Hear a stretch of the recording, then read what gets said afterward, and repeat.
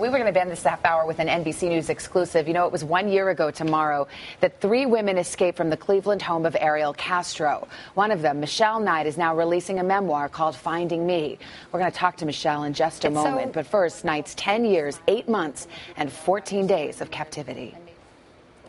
Vibrant butterfly full of life.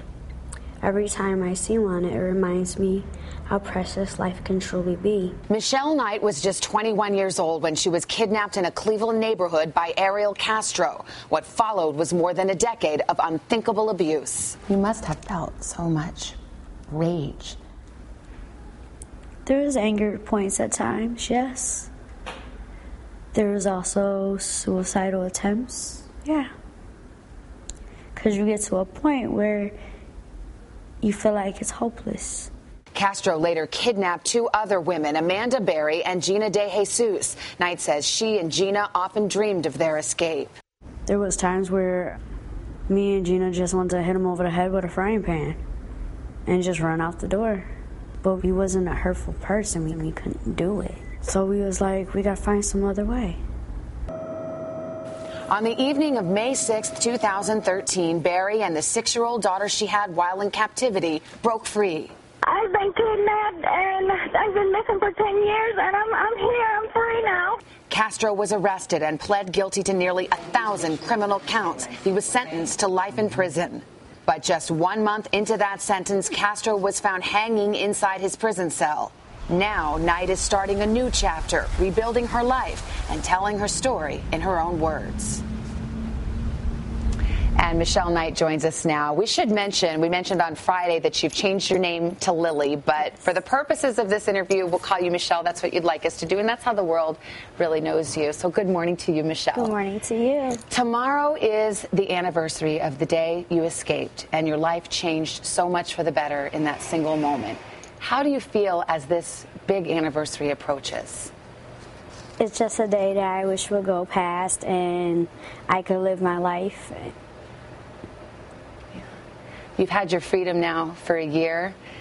Is it still hard to get used to sometimes? Sometimes, yeah. You still kind of pinching yourself that things have gotten so much better? Always. Yeah. It's so wonderful to see you smile, and I think the more people know about your story, the more amazing they think it is that you can smile. You decided to tell the story and write the book, and that meant reliving some really hard moments. What's been hardest for you in that whole process? Actually telling the story and getting it out, because reliving it is the most hardest part to do. You still fight those thoughts that come back, those memories? Yeah. Yeah. One of the things we talked about is, you know, you're free now, but being free in your mind is a different thing. Yeah. Do you feel more free in your mind? Yes. Every day I feel so much more freer. I'm able to do everything and anything I always wanted to do. Yeah. One thing I know a lot of people wonder is what your relationship is with the other girls. They were part of your life for a long time, and I know you care so much about them. People wonder if you still talk to them, if you've drifted apart, and how things are, how you feel about that. Well, right now we're all healing in our own way. Sometimes relationships, including friendships, don't last that long. We were just in each other's life for a short amount of time. And maybe, just maybe, one day we'll get back together. Yeah. Would you like that to happen? Yeah. Yeah. It seems strange to think of it, but I'm sure in some ways you miss them. Yeah. One of the things I was really blown away by when we talked before was you told me that you're able to forgive Ariel Castro. Yes, I am.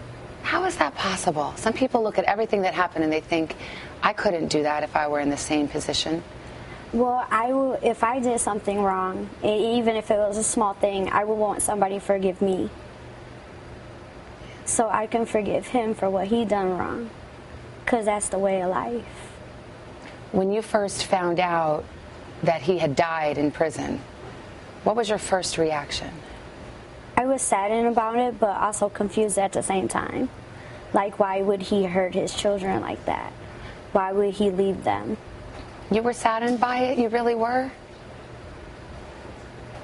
Why is that?